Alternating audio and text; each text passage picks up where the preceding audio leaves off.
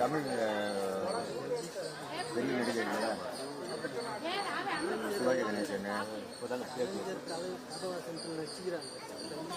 சிவாஜி கணேசனோட நிறைய படம் நடிச்சிருக்காங்கல்ல. ஸ்டாலின் வருவோம் இல்லை இல்லை தம்பி இருக்கான். தம்பி அது மெட்ராஸில் இருக்கான். வருவான் வந்துருப்பான்.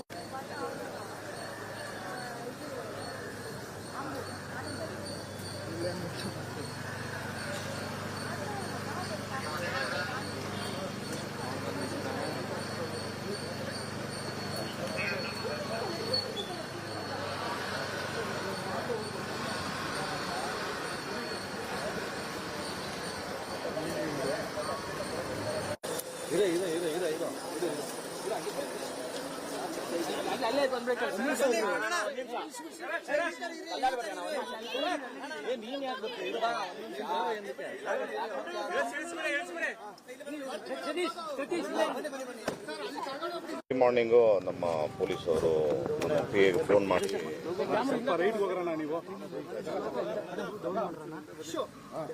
ಮೇಡಮ್ ಅವರು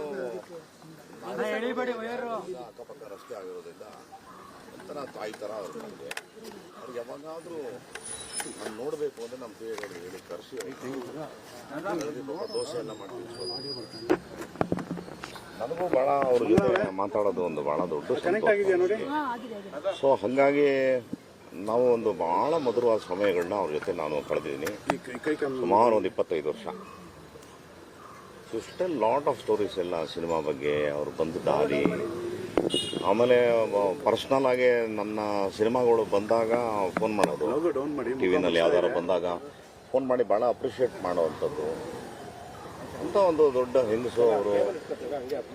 ಒಂದು ಗ್ರಾಮೀಣ ಭಾಗದಿಂದ ಬಂದು ಇವತ್ತು ಇಡೀ ಭಾರತದಲ್ಲಿ ಎಲ್ಲ ಸೂಪರ್ ಸ್ಟಾರ್ಸ್ಗಳ ಜೊತೆ ಆ್ಯಕ್ಟ್ ಮಾಡಿದಂಥವ್ರು. ಅದು ವಿಶೇಷವಾಗಿ MGR ಮತ್ತು ಅವರ ಪೇರು ಮತ್ತು ಇಲ್ಲಿ ರಾಜ್ಕುಮಾರ್ ಮತ್ತು ಅವರ ಪೇರು ಅವಿಸ್ಮರಣೀಯ. ಅಂಥ ಅದ್ಭುತವಾದಂಥ ನಟಿ ಅವರು. ತುಂಬ ಜೀವನ ನಡೆಸಿದ್ದಾರೆ. ಅನನ್ಯವಾದಂಥ ಶಿವನ ಭಕ್ತಿ ಆಕೆ.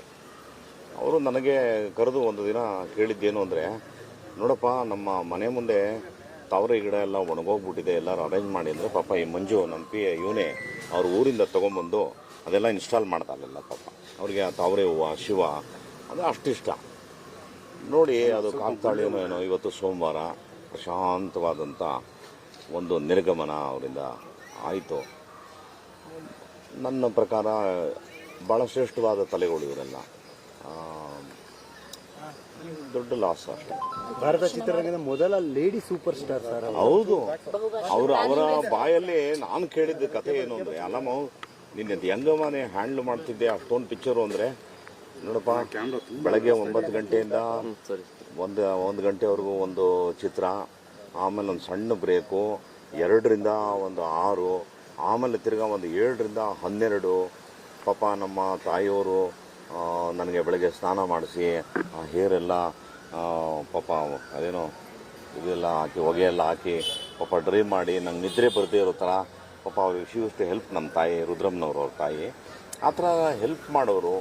ಆಮೇಲೆ ನಾನೆಲ್ಲರೂ ಸ್ವಲ್ಪ ಟಯರ್ಡ್ ಆಗಿದ್ದೀನಿ ಅಂತ ಏನೋ ಅನಿಸ್ಬಿಟ್ರೆ, ಶಿವಾಜಿ ಗಣೇಶನೆಲ್ಲ ಸರೋಜ ರೆಸ್ಟ್ ತಗೋ, ಒಂದು 10 ನಿಮಿಷ ಪರವಾಗಿಲ್ಲ ರೆಸ್ಟ್ ತಗೋ, ಆಮೇಲೆ ಮಾಡೋ ನೀನು ಆ್ಯಕ್ಟಿಂಗ್ ಎಲ್ಲ ಅಂತ ಹೇಳಿ ಅಷ್ಟು ಕೋಪ್ರೇಟ್ ಮಾಡೋರಂತೆ ಒಬ್ಬೊಬ್ಬರು ಆರ್ಟಿಸ್ಟು. ಅವ್ರನ್ನ ಏನೋ ಒಂದು ರೀತಿ ಅವ್ರ ಮನೆ ಮಗಳ ಥರ. ನೋಡಿ ತಮಿಳ್ನಾಡಲ್ಲಿ ಇವತ್ತೂ ಕೂಡ ಒಂದು ತುಂಬ ಏನಾದರೂ ಸ್ವಲ್ಪ ವಯ್ಯಾರದಲ್ಲಿ ನೋಡಿದ್ರೆ ಅದಕ್ಕೆ ಒಂದು ಇನ್ನೊಂದು ಹೆಸರು ಇಡ್ತಾರೆ, ಏನು ಸರೋಜಾದೇವಿ ಥರ ನಡೀತೀಯ ನೀನು ಅಂತ ಹೇಳುವಂಥದ್ದು. ಇದು ಅಂತಂಥ ಅದ್ಭುತ. ನನಗಂತೂ ಅವರ ಆ ಅಮ್ಮನಿಗೆ ಯಾವಾಗಲೂ ನಾನು ಫೋನ್ ಮಾಡಿ ಹಾಡ್ತಾ ಇದ್ದಿದ್ದು ಹಾಡೇ ಆಕಾಶವೇ ಬೀಳಲಿ ಮೇಲೆ ಅಂತ ಹಾಡಿ ರೇಗಿಸ್ತಾ ಇದ್ದೆ ನಾನು ಅವ್ರಿಗೆ. ಎಲ್ಲಿ ನೋಡಿದೆ ಅನ್ನೋರು, ಇಲ್ಲ ನೀವು ಬಂದು ನಮ್ಮ ಥಿಯೇಟ್ರಲ್ಲಿ ಒಂದ್ಸರಿ ನೋಡಬೇಕು ಅಂತ ಹೇಳಿ ನಾನು ನನ್ನ ಥಿಯೇಟ್ರಲ್ಲಿ ಹಾಕಿ ಪಿಕ್ಚರ್ನ ಅವ್ರಿಗೆ ತೋರಿಸಿದ್ದು ಉಂಟು. ಹಾಗೆ she was A wonderful lady. ಪ್ರತಿ ವರ್ಷ ಅವರು ತೋಟದಿಂದ ಮಾವಿನ ಹಣ್ಣು ಬರೋದು, ಅದೇನೋ ಕುಟ್ಟಿ ಪದ್ಮಿಣಿ ಅಂತಾನೆ, ಅದಕ್ಕೆ ರೌಂಡ್ಗೆ ಆ್ಯಪಲ್ ಥರ ಇರೋದು. ಪಾಪ ಪ್ರಶಾಂತವಾಗಿ ನಮಗೆಲ್ಲ ಕಳಿಸಿ ತಿಂದಿಯೋನೋ ಚೆನ್ನಾಗಿದೆಯೋ ಇಷ್ಟ ಆಯ್ತೇನೋ ಅಂತೆಲ್ಲ ಕೇಳೋವಂಥವ್ರು. ನನಗೆ she was A wonderful neighbour. She was like my mother. ಇವತ್ತಿನ ಈ ಪೀಳಿಗೆ ಸರೋಜಮ್ಮ ಅವರಿಂದ ಕಲಿಬೇಕು ಅನ್ನೋದಾದ್ರೆ ಏನ್ ಹೇಳ್ತೀರಿ? ನಾನು ಮುಂದಿನ ಯಾರ ಬಗ್ಗೆನೂ ನಾನೇನು ಮಾತಾಡೋದು ಸಾಕು ಗುರು, ನನಗೆ ಸಾಕಾಗಿದೆ. ನನಗೀಗ ಬೆಳಗ್ಗೆ ಗೊತ್ತಾಯ್ತು. ಈಗ ನಿರ್ಧಾರ ಮಾಡ್ತಿದ್ದಾರೆ ಅವ್ರದ್ದು ಇಲ್ಲಿ ಕೊಡಿಗೆಹಳ್ಳಿ ಹತ್ರ ಮಾಡಬೇಕು ಅಂತ. ಅದು ಅಪಾರ್ಟ್ಮೆಂಟ್ ಎಲ್ಲ ಇದಾವೆ ಪಕ್ಕದಲ್ಲಿ. ಕಡೆಗಳಿಗೆಲ್ಲ ಯಾರೋ ತೊಂದರೆ ಕೊಟ್ಬಿಟ್ರೆ ಎನ್ಕ್ವೈರಿ ಮಾಡಿ ಅಂತ ಹೇಳಿದ್ದೀನಿ. ಅವ್ರದ್ದೇನೋ ತೋಟ ಬೇರೆ ಇದೆ ಅಂತೆ. ಸರ್ಕಾರದ ಕಡೆಯಿಂದ ಸರ್, ಯಾಕಂದ್ರೆ ಅವರು 5 ಭಾಷೆಗಳಲ್ಲಿ ನಮ್ಮ ಕನ್ನಡ ಚಿತ್ರರಂಗದ ನಟಿಯಾಗಿ ಬೇರೆ ಬೇರೆ ಕಡೆಯಲ್ಲಿ ಹೋಗಿದ್ದಾರೆ. ಸರ್ಕಾರಕ್ಕೆ ಏನಾದ್ರೂ ಸಲಹೆ ಕೊಡೋದಾದ್ರೆ ಅವ್ರಿಗೆ ಗೌರವ ಸಲ್ಲಿಸುವ ವಿಚಾರವಾಗಿದೆ. 100% ಅದು ಎಲ್ಲ ಥರದ ಗೌರವವನ್ನು ನಾಟ್ ಓನ್ಲಿ ಸರ್ಕಾರ, ಇವನ್ ಇಂಡಸ್ಟ್ರಿನೂ ಕೂಡ ಮಾಡಬೇಕಾಗ್ತದೆ. ಯಾಕಂದರೆ ಶ್ರೀಜೆ ಒಂಥರ ಮದರ್ ಲೇಡಿ ಅವರು ಇವತ್ತಿಂದ ಹೆಜ್ಜೆ ಹಾಕ್ದವ್ರಲ್ಲ. ಯಾವಾಗ 1950s ಬಂದಂಥ ಇದು ಹೊನ್ನಪ್ಪ ಭಾಗವತರವ್ರ ಜೊತೆ ನಟಿಸಿದಂಥ ಅದೇ ಫಸ್ಟ್ ಇಂಟ್ರೊಡಕ್ಷನ್ ಅಂತ ಕಾಣುತ್ತೆ ಅವ್ರದ್ದು. ಅಲ್ಲಿಂದ ಕೂಡ ಪಾಪ ಅವ್ರು ಹೆಜ್ಜೆ ಹಾಕೊಂಡು ಬಂದಿರೋವಂಥದ್ದು ಅದ್ಭುತ ಬಿಡಿ. ಅವ್ರ ಬಗ್ಗೆ ನನ್ನ ಪ್ರಕಾರ ಅವ್ನು ಮಹಾರಾಣಿ ಥರ ಬದುಕಿದ್ರಿ, ಅಷ್ಟು ಮಾತ್ರ ಹೇಳುವಲ್ಲೇ. ಅವ್ರು ನನಗೆ ಹೇಳೋರು, ನೀವು ಕಲಾವಿದರೆಲ್ಲ ಬೆಳ್ಳಿ ತಟ್ಟೆಲಿ ತಿನ್ಬೇಕಪ್ಪ, ಯಾಕೆಂದರೆ ಬೆಳ್ಳಿ ರಾಹು ಪ್ರೀತಿ ಇರ್ತಾ ಅದು, ನಿಮಗೆಲ್ಲ ತುಂಬ ಒಳ್ಳೇದಾಗತ್ತೆ ಅಂತ ಹೇಳೋರು. ನಾನು ಅವ್ರಿಗೆ ರೇಗಿಸ್ತಾ ಇದ್ದೆ, ಅಮ್ಮ ನಾವೆಲ್ಲ ತಣ್ಣಗೆಲ್ಲಿ ತಿಂದವ್ರಮ್ಮ ಅಂತ ರೇಗಿಸ್ತಿದ್ದೆ.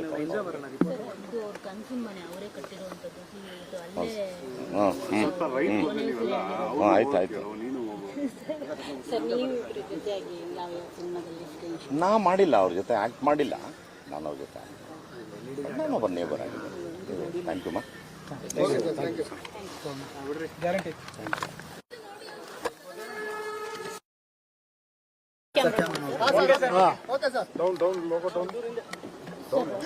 ಚಿತ್ರರಂಗಕ್ಕೆ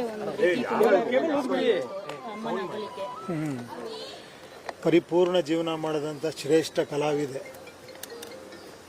ನನ್ನ ಜೀವನದಲ್ಲಿ ಅವರ ಇದು ಅಂದರೆ ಸುಮಾರು 30 ವರ್ಷದಿಂದ 25-30 ವರ್ಷ ಪಿಕ್ಚರು. ಅವ್ರು ನಾನು ಫಸ್ಟು ನೋಡಿದ್ದೆ ಸೆನ್ಸಾರ್ ಆಗಿರಲಿಲ್ಲ. ಸೆನ್ಸಾರ್ ಪ್ರಾಬ್ಲಮ್ ಆಗಿ ರಿವೈಸಿಂಗ್ ಕಮಿಟಿಗೆ ಹೋಗಿತ್ತು. ರಿವೈಸಿಂಗ್ ಕಮಿಟಿಗೆ ಪ್ರೆಸಿಡೆಂಟ್ ಅಮ್ಮ. ನನಗೆ ಭಯ ಹೊರಗಡೆ, ಹೆಂಗೋ ಅವ್ರಿಗೂ ಇಷ್ಟ ಆಗಿಲ್ಲ, ಯಾರಿಗೂ ಇಷ್ಟ ಆಗ್ತಿಲ್ಲ ಪಿಕ್ಚರು, ಮೋಸ್ಟ್ಲಿ ಇವ್ರಿಗೂ ಇಷ್ಟ ಆಗುತ್ತೋ ಇಲ್ವೋ ಅಂತ. ಬಟ್ ಅವರು ನನ್ನ ವೆಲ್ಕಮ್ ಮಾಡಿದ್ದು ಇವತ್ತು ಮರೆಯೋಕ್ಕೆ ಸಾಧ್ಯ ಇಲ್ಲ. ಫಸ್ಟ್ ಟೈಮ್ ಅವ್ರು ನೋಡಿದ್ದೆ, ಕ್ಲಾಪ್ಸ್ ಹೊಡೆದು ಒಳಗೆ ಕರೆದು ಅವರೇ ನನ್ನ ಪರವಾಗಿ ಆರ್ಗ್ಯುಮೆಂಟ್ ಮಾಡಿ ಪಿಕ್ಚರ್ನ ಸೆನ್ಸಾರ್ ಮಾಡಿಕೊಟ್ರು. ಮತ್ತೆ ಮನೆಗೆ ಬಂದಿದ್ದೆ, ತುಂಬ ಅಪ್ರಿಷಿಯೇಟ್ ಮಾಡಿದ್ರು. ಅವತ್ತಿಂದ ಒಂಥರ ನಮ್ಮ ಫ್ಯಾಮಿಲಿ ಫ್ರೆಂಡ್ ಥರ. ಅವ್ರ ಮಗಳು ಇಂದು ಅಂತ, ಆಮೇಲೆ ಗೌತಮ್ ಅಂತ ಅವ್ರ ಮಗ, ಆಮೇಲೆ ಸಮರ್ಥ್ ಅಂತ ಅವರ ಅಳಿಯ, ಇವರೆಲ್ಲ ನಮ್ಮ ಫ್ಯಾಮಿಲಿ ಫ್ರೆಂಡ್ ಥರ. ಸೊ ಅವರೇ ನಮ್ಮನ್ನು ಸದಾಶಿವ ಕರ್ಕೊಂಬರೋ ಕಾರಣನೂ ಅವರೇ ಮನೆ ನೋಡಿ ಬನ್ನಿ ಅಂತ ಹೇಳಿ ತೋರಿಸಿ ಮಾಡಿದ್ರು. ತುಂಬ ಅವ್ರ ಇಡೀ ಫ್ಯಾಮಿಲಿನೇ ನಮ್ಗೆ ತುಂಬ ಕ್ಲೋಸ್ ಆ್ಯಕ್ಚುಲಿ. ಪರಿಪೂರ್ಣ ಜೀವನ ನಡೆಸಿದ್ದಾರೆ. ದೇವರವ್ರನ್ನ ಕರ್ಕೊಂಡಿದ್ದಾರೆ. ಇನ್ನೊಂದು ಒಳ್ಳೆ ಜನ್ಮ ಕೊಟ್ಟು ಇನ್ನೊಂದು ಶ್ರೇಷ್ಠ ಕಲಾವಿದರು ಇನ್ನೇನೋ ಹುಟ್ಲಿ ಅವರು. ಅವ್ರ ಮನೆಯವ್ರಿಗೆಲ್ಲ ಅವ್ರನ್ನ ಈ ಲಾಸ್ನ ತುಂಬಿಕೊಳ್ಳೋ ಶಕ್ತಿ ಕೊಡ್ಲಿ ಅಂತ ಕೇಳ್ಕೊಂತೀನಿ. ಈಗ ಪ್ಯಾನ್ ಇಂಡಿಯಾ ಅನ್ನೋ ಸಂಸ್ಕೃತಿ ಸರ್ 1900 ಅದೆಲ್ಲ ಗೋಲ್ಡನ್ ಡೈಮಂಡ್ ಎರ ಅವರೆಲ್ಲ ನೋಡಿರೋದು. ಕನ್ನಡದ ಫಸ್ಟ್ ಲೇಡಿ ಸೂಪರ್ ಸ್ಟಾರ್ ಅಂತಾನೆ. ಹೌದು. ಅಯ್ಯೋ, ಬಹಳ ದೊಡ್ಡ, ನಾವೆಲ್ಲ ಬಹಳ ಚಿಕ್ಕವರು ಅವ್ರ ಬಗ್ಗೆ ಮಾತಾಡೋದಕ್ಕೆ. ನನಗೆ ಬೆಳಿಗ್ಗೆನೆ ಗೊತ್ತಾಯ್ತು. ಅವ್ರ ಮಗಳು ಅಳಿಯ ದುಬೈಗೆ ಹೋಗಿದ್ರು. ನಾನು ಏನು ಅಲ್ಲಿಂದ ಫೋನ್ ಮಾಡ್ತೀರಾ ಅಂದ್ಕೊಂಡೆ. ನೋಡಿದ್ರೆ ಇಲ್ಲ, ಬೆಳಿಗ್ಗೆ ಬಂದಿದ್ದೀವಿ, ಇಲ್ಲಿ ಬಂದ ಕೂಡಲೇ ಹಿಂಗಾಯಿತು ಅಂದರೆ ಒಂದು 8-9 ಗಂಟೆಗೇನೋ. ಇಲ್ಲ, ಅದೆಲ್ಲ ನನಗೆ ಗೊತ್ತಿಲ್ಲ. Okay sir, thank you.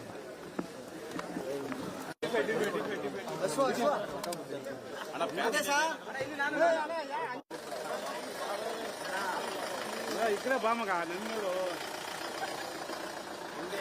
ಸರಿ ಸರ್.